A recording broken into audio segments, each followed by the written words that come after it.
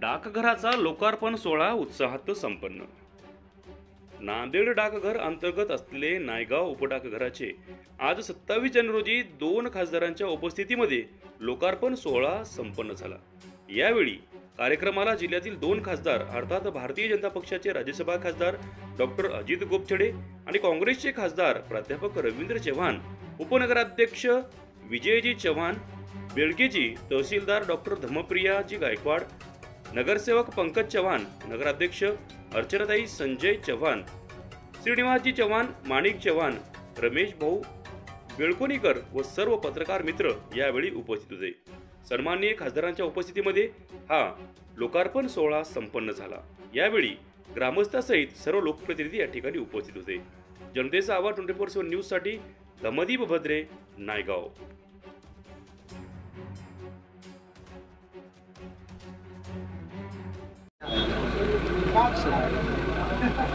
आज नायगाव येथे नवीन पोस्टाचं उपडाकघराचं अद्ययावत असं कार्यालयाचं लोकार्पण सोहळा पार पडलेला आहे। खूप वर्षापासून नायगावकरांची इच्छा होती की या ठिकाणी नायगावमध्ये एक अद्ययावत चांगली पोस्टाची इमारत असावी आणि आज इमारत पूर्णपणे लोकांसाठी समर्पित या ठिकाणी झालेली आहे। आज नायगावला राज्यसभा खासदार माननीय गोपछडे साहेब आणि आम्ही सर्वजण मिळून या ठिकाणी डाकघराचं लोकार्पण सोहळा पार पाडला आणि आज जनतेला मनस्वी आनंद झालेला आहे की आता डाकघराच्या मार्फत एक चांगली सुविधा आपल्या भागात मिळणार। पंतप्रधान माननीय नरेंद्र मोदी यांच्या स्वप्नातील योजना आज नायगाव शहरामध्ये साकार झालेली आहे।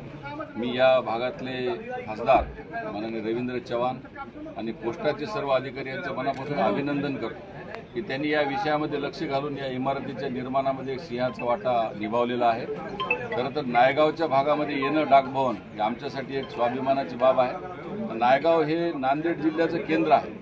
नायगाव हे नांदेड जिल्ह्याचं व्यापाराचं केंद्र आहे। या भागातल्या शेतकऱ्यांची, या भागातल्या गरिबांची एक चांगली सोय उपलब्ध करून दिल्याबद्दल मी सरकारच्या आणि खासदारांच्या मनापासून अभिनंदन करतो। भविष्यात ही डाक प्रणाली बँकिंग सेवेमध्ये यावी, भविष्यात ही डाकभवनाची सेवा गोरगरिबांपर्यंत डीबीटीच्या माध्यमातून ही भविष्यात सुधारणा व्हावी आणि त्याची ई सेवा ही आमच्या भागातल्या महिलांना आणि गोरगरिबांना व्हावी अशी मी या ठिकाणी संकल्पना आज सांगितलेली आहे।